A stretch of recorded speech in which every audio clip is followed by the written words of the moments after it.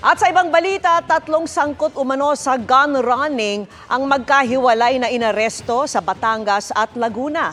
Ang ilan sa mga nakumpiskang armas ay nabistong ikinubli pa sa ambulansya. Nakatutok si John Consulta, exclusive.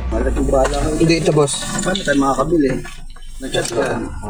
Nang maiabot sa loob ng nakaparadang kotse sa Calamba, Laguna, ang ibinentang shotgun sa isang undercover na pulis. Kunin mo na ang ambulance, Tel, guna.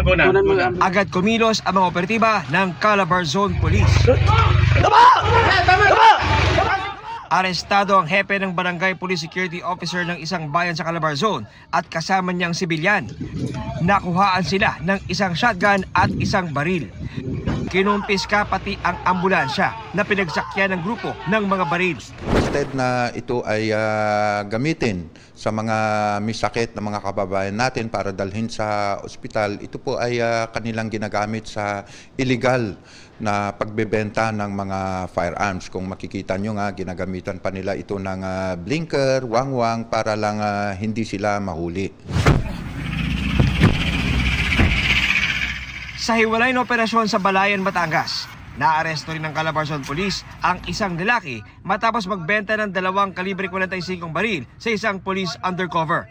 Ongoing yung investigation na ginagawa ng ating kapulisan as to kung saan nanggaling itong mga firearms na ito at kung ilang beses na silang nakapagbenta ng mga illegal firearms. Kanina, ipinresenta ng Calabar Zone Police ang halos 3,000 long at short firearms na isinuko at nakumpiska nila sa magkakaibang operasyon mula Enero hanggang Agosto 2024. Isa sa mga baril na nakumpiska, nabistong 19 na beses nang ginamit sa magkakaibang shooting incident matapos isailalim sa ballistic examination. Alam naman natin na pagdating ng bear pants, no, aakyat yung mga crimes gamit yung mga baril. And pangalawa, yung filing ng candidacy camps sa October. No? Ginawa natin ito para itong mga krimen pagdating ng bear pants is hindi na mangyayari, no, gamit itong mga firearms na ito. Yung mga nakonpiska naman natin is ito-turn over natin ito sa firearms sa explosive office para sa proper disposition. Para sa GMA Integrated News, John Consulta, nakatutok 24 oras.